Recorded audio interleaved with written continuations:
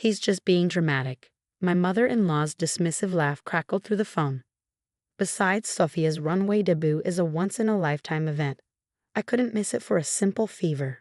I gripped my phone tighter, trying to process what I was hearing while sitting in my hospital gown, minutes away from being wheeled into surgery. Margaret, you were supposed to watch Oliver. He's sick with a 102-degree fever. I trusted you. Oh, please, Natalie, she interrupted, the sounds of excitement and camera shutters in the background. He's 6, not a baby. I left him plenty of snacks, and his iPad is charged. Sophia needs her mother here for her big moment. My name is Natalie Weber, and at 32, I never imagined I'd be dealing with this nightmare scenario. I was about to have emergency gallbladder surgery, and my mother-in-law had just abandoned my sick child to attend her daughter's fashion show. The nurses are coming, I said, my voice shaking with a mixture of fear and rage. We'll discuss this later. I hung up before she could respond and immediately dialed my neighbor, Emma. Please pick up, I whispered as the call connected. Natalie? Aren't you supposed to be in surgery? Emma's warm voice answered on the third ring. Emma, I need help. Oliver is alone at home. My mother-in-law left him to go to a fashion show. He's sick with a fever, and I'm about to go into surgery. Could you please? I'm already putting my shoes on, she cut in, her tone shifting from concerned to determined. I'll get him and bring him to my place. Don't worry about anything except getting better. Tears of relief streamed down my face. Thank you. The spare key is under the turtle planter, I remember. Now focus on yourself. Oliver will be safe with me. As I ended the call, the nurses arrived to prep me for surgery. My mind raced with thoughts of Oliver, alone and sick in our house. James, my husband, was away on a business trip in Seattle, unreachable during a crucial presentation. I had no choice but to ask Margaret for help when the gallbladder attack hit. All prepped for surgery, the nurse asked, checking my vitals. Your blood pressure's a bit high. My mother-in-law just left my 6-year-old home alone to attend her daughter's fashion show, I said, wiping away angry tears. The nurse's hands stilled on my chart. She did what? She exchanged shocked looks with her colleague. Do you need us to call someone? My neighbor's handling it, I assured her, though my heart was still pounding. She's getting him right now. As they wheeled me toward the operating room, my phone buzzed with a text from Emma. Got him. He's safe with me. Fever's down to 100. Rest easy and get better. We'll handle everything else later. I closed my eyes, relief washing over me. Oliver was safe. Now I could deal with the surgery, and after that, I would handle Margaret. The anesthesiologist began his countdown, and as consciousness slipped away, I made a silent promise to myself. This was the last time Margaret would ever have a chance to hurt my family. 4 hours later, I awoke in the recovery room to find several missed calls from Margaret. No voicemails, no texts apologizing for abandoning my sick child. Just missed calls that had probably been made to defend her actions or minimize what she'd done. There was also a text from James. Just saw Emma's message. What happened? Called Mom, but she's not picking up. I'm booking the next flight home. Emma had sent me hourly updates about Oliver, complete with photos of him resting on her couch, watching movies with her kids, and finally falling asleep after his fever broke. She was an angel, the kind of person who restored your faith in humanity just when others were destroying it. I thought back to when I first met Margaret, how she'd seemed so warm and welcoming. But that facade had cracked soon after James and I married. Every decision I made was wrong, every boundary I set was controlling, and her daughter Sophia could do no wrong. Sophia, my 23-year-old sister-in-law, was Margaret's pride and joy. A wannabe model who'd never held a real job, she lived at home and spent Margaret's money on designer clothes and professionally shot Instagram photos. Today's fashion show was for a local boutique, hardly the Milan runway. But Margaret had been treating it like the event of the century. My phone buzzed again. Another call from Margaret. This time, I picked up. Finally, she exclaimed. I've been trying to reach you for hours. You'll never believe it, but Sophia got offered a contract with. Did you check on Oliver? I interrupted, my voice hoarse from the breathing tube but firm. Oh, he's fine, she dismissed. I told you he was just being dramatic. But listen, Sophia. Margaret, I cut in again, stronger this time.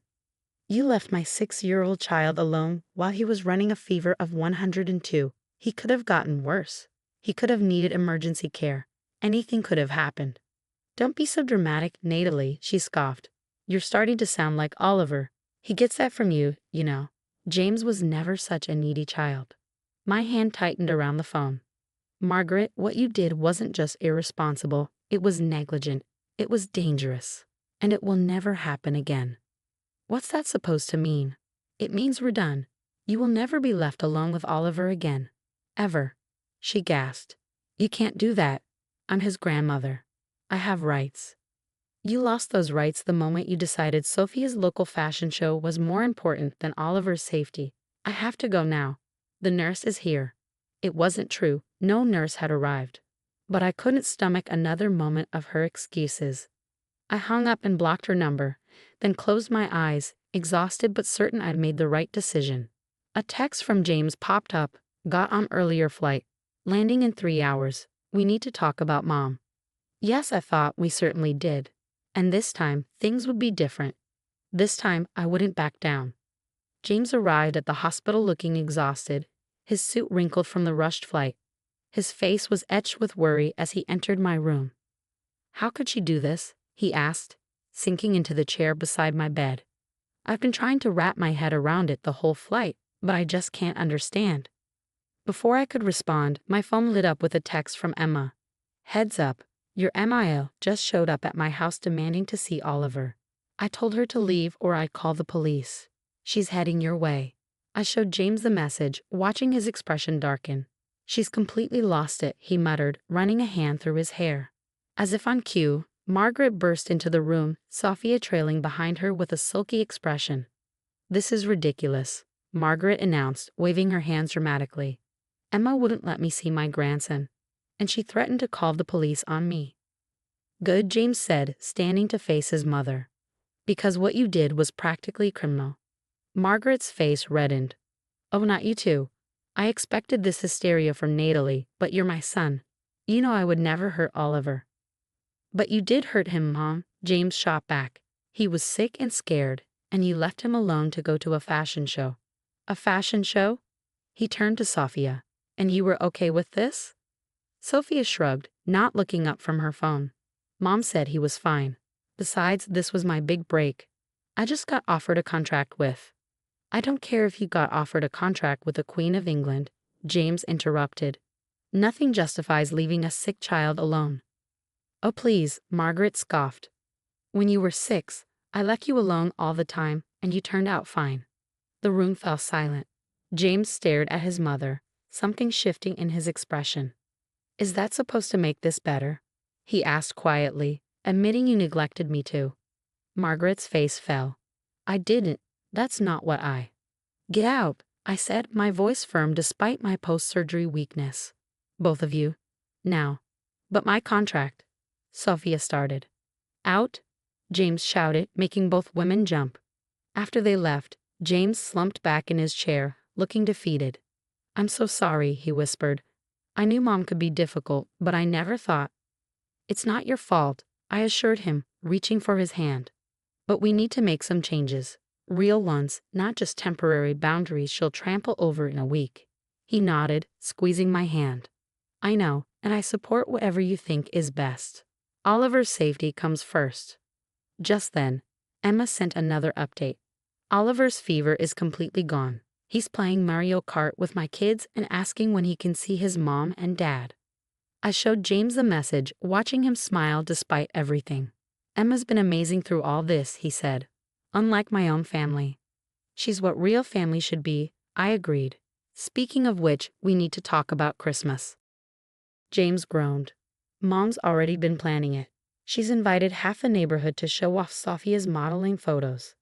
Well, she can show them to whoever she wants, but we won't be there.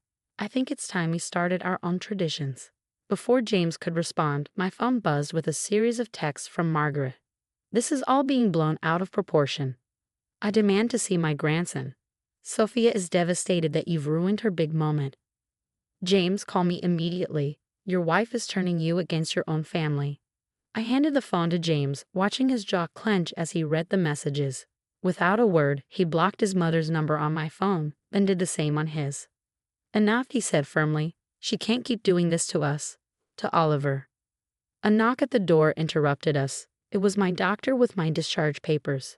As she reviewed my post-surgery care instructions, I caught James typing on his phone. "What are you doing?" I asked after the doctor left. "Emailing our lawyer," he replied, not looking up. "I want to know our options for a restraining order, just in case. And I'm documenting everything that happened today." I felt a weight lift from my shoulders. This was the support I needed. A husband who put our son's safety above his mother's feelings. Later that evening, as we drove to Emma's to pick up Oliver, James turned to me at a red light. "You know Mom's going to tell everyone we're horrible people for cutting her off. She'll play the victim, and Sophia will help her." "Let them," I said, surprising myself with how little I cared. Anyone who believes abandoning a sick child is okay isn't someone we need in our lives anyway. The light turned green, and as James accelerated, I felt stronger than I had in years. Sometimes it takes a crisis to show you who people really are, and who you really are. Margaret had shown her true colors, but I found my strength. And I knew, watching the sunset paint the sky in shades of pink and gold, that this was just the beginning of our story. The hard part wasn't over. But for the first time, I was ready for whatever came next. 1 month after the incident, we were still dealing with the aftershocks of Margaret's actions. As predicted, she launched a full-scale campaign to paint herself as the victim, flooding social media with tearful posts about ungrateful children and grandparents' rights. What she didn't expect was Emma's response. "I've been quiet long enough," Emma announced one morning, showing me her phone. She posted the complete story on our neighborhood Facebook group, the same one where Margaret had been spreading her lies. Emma included screenshots of texts showing the timeline: Margaret abandoning Oliver, my emergency surgery, and her later attempts to minimize what she'd done. The community's reaction was swift and decisive. Margaret's carefully crafted image as the doting grandmother crumbled overnight. How dare she leave a sick child alone? I'm removing her as president of the garden club. And she had the nerve to play victim. Margaret's response was predictable. She showed up at our door, mascara running down her face. "You've ruined everything," she screamed. "The garden club was my life. And now Sophia's modeling contract is in jeopardy because the boutique owner saw the posts." James, who'd been working from home since the incident, appeared behind me. "You ruined everything yourself, Mom." The truth was bound to come out eventually. "The truth?" She scoffed. "The truth is you've both turned my grandson against me. Sophia's career is destroyed, and it's all your fault." "No," I said firmly. "Oliver isn't turned against you. He's protected from you. There's a difference." "Protected?" "He needs his grandmother. He needs adults he can trust," James countered. "You lost that trust when you left him alone and sick to attend a fashion show." It wasn't just a fashion show. Sophia appeared behind Margaret, her face red with anger. It was my big break, and now everyone's canceled my contracts because they don't want the drama. I felt a strange calm as I looked at them both. The mother-daughter duo who'd caused so much pain yet still couldn't see beyond themselves. "Actions have consequences," I said simply. "You're both experiencing that now." "This isn't over," Margaret threatened. "I'll sue for grandparents' rights." James stepped forward. "Actually, it is over. Our lawyer sent you cease and desist papers this morning. Check your mail." As they stormed off, I turned to James. "You really sent those papers?" He nodded. "After what Emma told me this morning, I had to." "What did Emma tell you?" "Apparently, Mom tried to pick Oliver up from school yesterday. Told the office she was his grandmother and had permission. Thankfully, Emma was there volunteering and stopped it." My blood ran cold. Margaret had tried to take Oliver without our knowledge. Everything we'd done to protect him had been justified. 2 weeks later, we sat in our lawyer's office, reviewing the restraining order we'd filed. Margaret's attempts to take Oliver from school had backfired spectacularly. The school's security footage provided clear evidence of her escalating behavior. "The order's been granted," our lawyer confirmed. "She can't come within 500 feet of Oliver or attempt to contact him. Any violation will result in immediate legal action." That evening, as we sat on our back patio watching Oliver play with Emma's kids, I felt the last piece of tension leave my body. The sound of children's laughter filled the air, and the setting sun cast a warm glow over our small but genuine family. "I got an interesting call today," James said, sipping his coffee. "Dad finally reached out." My heart skipped. James's father, divorced from Margaret for 20 years, had been notably quiet throughout this ordeal. "What did he say?" "He apologized. Said he should have warned us years ago about Mom's behavior. Apparently, she did similar things when I was young. He just didn't have the courage to stop her then." I watched Oliver chase fireflies with his friends, his laughter pure and untainted by adult drama. "Well, we had the courage. That's what matters." James squeezed my hand. "You know what else Dad said? He'd like to meet Oliver, properly this time, without Margaret's influence." I smiled. "I like that. Life has a way of showing you who people really are, sometimes in ways you never expected." Margaret's true colors were revealed not just to us, but to everyone who mattered. And in losing her, we gained something more valuable: peace, security, and the knowledge that we'd done the right thing for our son. Emma joined us on the patio, bringing a plate of cookies for the kids. "Best decision we ever made," she said, nodding toward the playing children.